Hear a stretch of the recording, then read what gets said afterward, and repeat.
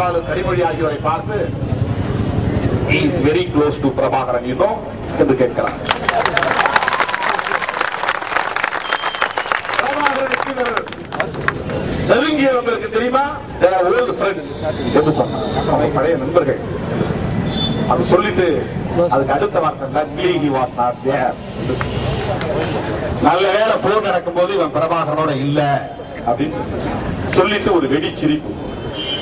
அப்படி சிரித்தவுடனே எல்லாரும் சிரித்தார்கள். அந்த இடத்தை சிச்சுவேஷன் ஹேண்ட்லிங், அந்த இடத்தை எப்படி நாம் கையாள முடியும் என்ன சொல்லுகிறார் என்றால், இவர் பிரபாகரனுக்கு நெருங்கிய நண்பர், இவர்கள் 2 பேரும் பழைய நண்பர்கள், நல்ல வேளை போர் நடக்கும் போது இவர் அந்த இடத்துல இல்லாமல் போய்விட்டார் அப்படின்னு சொல்லிட்டு சிரிச்சா என்ன அர்த்தம்?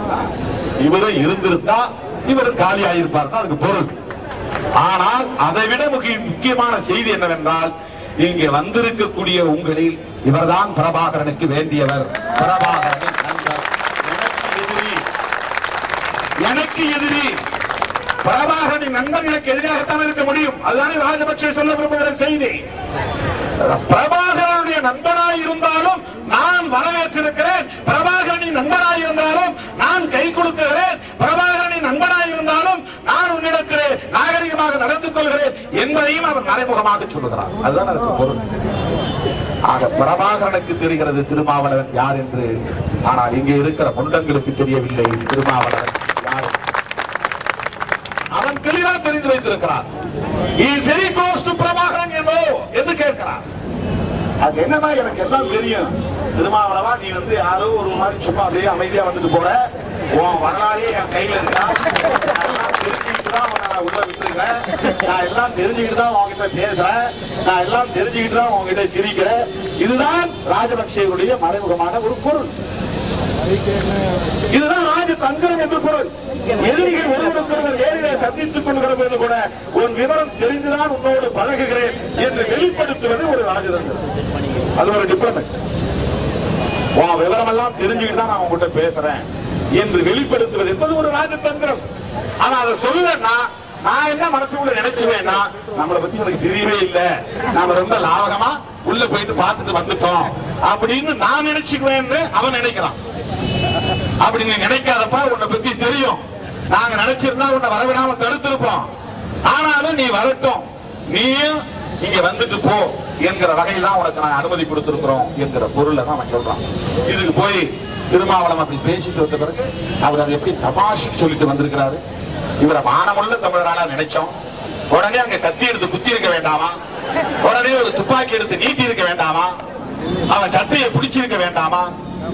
வீரம் என்பது வெறும் அநாகரிகமான நடவடிக்கைகளில் இல்லை. அந்த இடத்தில் அவனை காட்ட வேண்டிய, அப்படி நாம் வெளிப்படுத்த வேண்டிய அவசியம் இல்லை. அவன் அந்த இடத்துல நீ யார் என்பது எனக்கு நன்றாக தெரியும் என்றுதான் சொன்னான். அந்த பேச்சுவார்த்தையின் போது தொடக்கத்திலே நான் சொன்னேன், already I met you in the parliament while you were in the prime minister chair என்று நான் சொன்னேன்.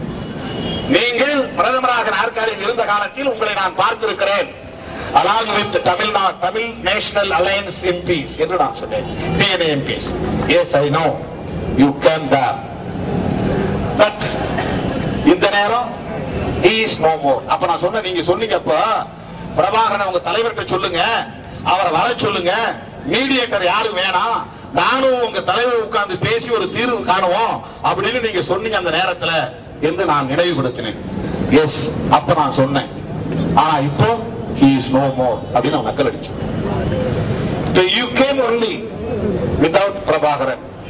நீ மட்டும்தான் வந்திருக்கீங்க, பிரபாகரன் இல்லாம நீங்க வந்திருக்கிறீங்க அப்படின்னு. இதுதான் நடந்தது. இந்த இடத்துல அங்க என்ன சண்டையா பிடிக்க முடியும், திருச்சண்டையா போட முடியும்?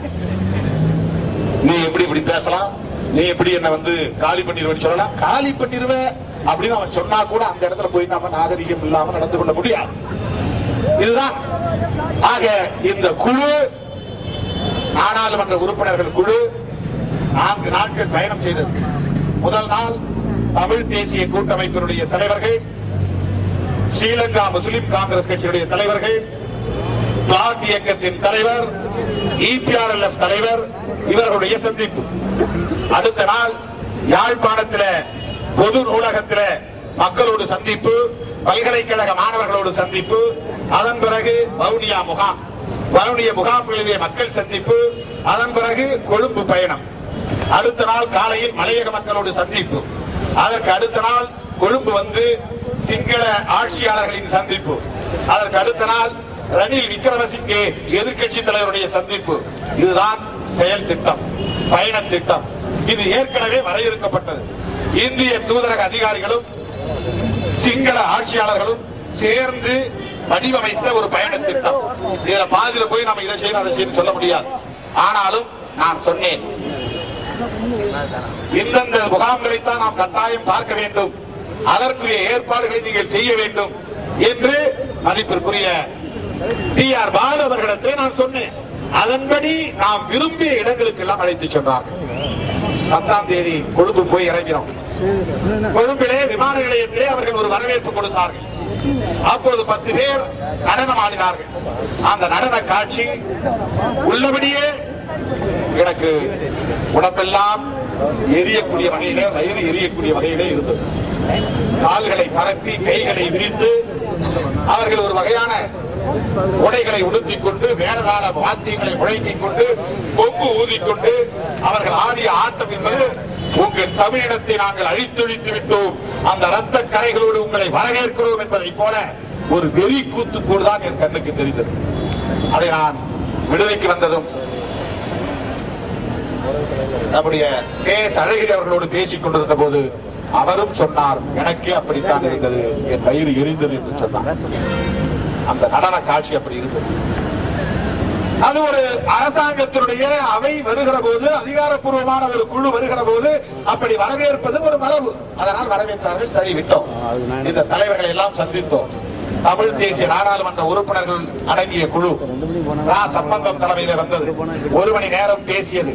அங்கு நடக்கிற அவலங்களை எல்லாம் விளக்கி சொன்னார்கள். அதன் பிறகு ஸ்ரீலங்கா முஸ்லிம் காங்கிரஸ் ரவுப் ஹக்கீம் அவர்களின் தலைமையில் 7 பேர் 8 பேர் வந்தார்கள். அவர்கள் ஒரு அரை மணி நேரம் பேசினார்கள். அவர்கள் சொன்னதையெல்லாம் குறிப்பெடுத்துக் கொண்டோம். அதன் பிறகு பிளாட் தலைவர் சித்தார்த்தன் வந்தார். அதன் பிறகு EPRLF தலைவர் ஸ்ரீதரன் வந்தார். அவர்களோடு பேசினோம். ஒரு 15 நிமிடம் 20 நிமிடம் பேசினோம். அன்றைய சந்திப்பு முடிந்தது. இரவு தங்கினோம். அடுத்த நாள் காலை ஹெலிகாப்டரில் ஏறினோம். யாழ்ப்பாணம் போய் இறங்கியது. யாழ் கோட்டையிலே ஹெலிகாப்டர் இறங்கியதும் தந்தை செல்வா அறக்கட்டளையை சார்ந்த ஃபாதர் ஜெபனேசன் தலைமையில் கிறிஸ்தவ பாதிரிமார்கள் வரவேற்பு கொடுத்தார்கள். மாலை அணிவித்தார்கள். எங்கள் கைகளில் மாலையை கொடுத்து தந்தை செல்வா அவர்களின் திருவுருவச் சிலைக்கு அணிவிக்க சொன்னார்கள். அணிவித்தோம். பிறகு எங்களை வரவேற்று டக்ளஸ் தேவானந்தாவுடைய ஆதரவாளர்கள் அழைத்துக் கொண்டு போனார்கள். வழியெங்கும் சாலை ஓரங்களில் எல்லாம் மக்கள் நின்றார்கள். ராணுவம் மதித்து நின்றது. அவர்களிடத்திலே நாங்களே போய் கை கொடுத்தோம். கை கொடுக்கிறோம். எந்த பிரச்சனை சொல்லுங்கள் என்று கேட்டோம். அவர்கள் எல்லோரும் ஒருமித்த குரலாய் சொன்னது, எங்கள் தமிழ் சொந்தங்களை எப்படியாவது காப்பாற்றுங்கள் ஐயா, நாங்கள் என்ன குற்றம் இழைத்தோம், இப்படி மலை முகாம்களிலே அடைத்து வைத்திருக்கிறார்கள், இவர்களை இந்தியாவிடம் சொல்லி காப்பாற்றுங்கள் என்பதைத்தான் சொன்னார்கள். இதுதான் ஒருமித்த குரல். பொதுமக்கள் சந்திப்பிலும் அதுதான் நடந்தது. மாணவர்கள் சந்திப்பிலும் அதுதான் நடந்தது. அதையெல்லாம் முடித்துக் கொண்டு மறுபடியும் ஹெலிகாப்டரில் ஏறி வவுனியாவுக்கு போனோம். வவுனியா என்பது ஒரு மாவட்டம். எப்படி இங்கே சென்னை மாவட்டம் இருப்பதை போல, காஞ்சிபுரம் மாவட்டம் இருப்பதை போல, அங்கே வடக்கு மாகாணத்தில் 4 மாவட்டம். கிளிநொச்சி மாவட்டம், முல்லைத்தீவு மாவட்டம், மன்னார் மாவட்டம், யாழ்ப்பாண மாவட்டம், வவுனியா மாவட்டம். 5 மாவட்டம். வவுனியா என்பது ஒரு மாவட்டம். அந்த வவுனியாவுக்குள்ளே செட்டிக்குளம் வட்டாரம் என்பது ஒரு டிவிஷன். இங்க எப்படி பிளாக் இருக்கிறது, வீடியோ இருக்கிறார்கள், அதை போல ஒரு டிவிஷன் என்று பல டிவிஷன் இருக்கிறது. 4 டிவிஷன் இருக்கிறது அந்த வவுனியா மாவட்டத்தில். அந்த 4 டிவிஷனில் செட்டிக்குளம் டிவிஷன் தான் முகாம்கள் இருக்கிற இடம். அந்த முகாம்கள் இருக்கிற இடத்திற்கு பெயர் மேனிக் ஃபார்ம். மேனிக் ஃபார்ம் என்றால் அதற்கு என்ன பொருள் என்றால், மாணிக்கம் பண்ணை என்பதுதான் அதற்கு பெயர். மாணிக்கம் என்பதைதான் சிங்களத்தில் மேனிக் என்று அழைக்கிறார்கள். அது யாருடைய பண்ணை என்றால், அரசாங்கம் நடத்துகிற பண்ணை, அரசு பண்ணை. அது கடந்த காலத்தில் எப்போதோ அமைக்கப்பட்ட பண்ணை. ஆனால் பராமரிப்பு இல்லாமல் காடுகள் வளர்ந்து அடர்ந்து கிடக்கிற ஒரு சூழலில் போர் நடந்து கொண்டிருக்கிற போது டிசம்பர் ஜனவரியிலேயே மக்கள் இடம்பெயர தொடங்கியதும் அவர்களை சுற்றி வளைத்த ராணுவம் அவர்களை ஒரு இடத்திலே கொண்டு போய் வைக்க வேண்டும் என்பதற்காக அங்கே முகாம்களை கட்டுவதற்கு மரங்களை வெட்டி சீர்படுத்த தொடங்கி இருக்கிறார்கள். அதன் அடிப்படையில் அவர்கள் அங்கேயே முகாம்களை கட்டுவதற்காக 2500 ஏக்கர் காடுகளை அழித்திருக்கிறார்கள். செட்டிக்குளம் வட்டாரத்தில் 2500 ஏக்கர் காடுகளை அழித்து அங்கே முகாம்களை அமைத்திருக்கிறார்கள். ஜனவரி பிப்ரவரி மாதத்தில் அமைக்கப்பட்ட முகாம்கள் ஜோன் 0, ஜோன் 1. அந்த முகாம்களுக்கு அவர்கள் வைத்திருக்கிற பெயர் ஜோன் 0 ஆரம்பித்து ஜோன் 6 6 வரையில் இருக்கிறது. 6 மண்டலங்கள் இருக்கு, 7 மண்டலங்கள் இருக்கின்றன.